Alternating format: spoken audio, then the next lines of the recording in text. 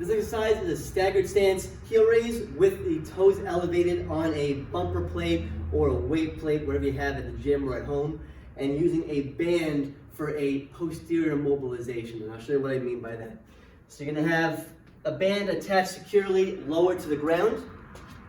You're placing the band right along the joint line in that crevice there. Make sure you're not too high up on the shin. So the band is in that crevice. Your forefoot or your front foot is going to be on the plate.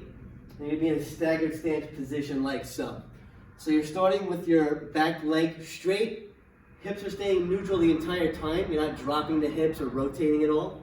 And then from there, you're going to come up, bending that back leg a little bit, and then control back down. So you're going to be a little more explosive on the way up, shifting your way forward, and then control it back down to that starting point. So because the toe is elevated, you've been working through a greater range of motion versus if you were flat-footed on the ground. So you might feel a little more of a stretch in the Achilles and calf when your leg is straight out like so.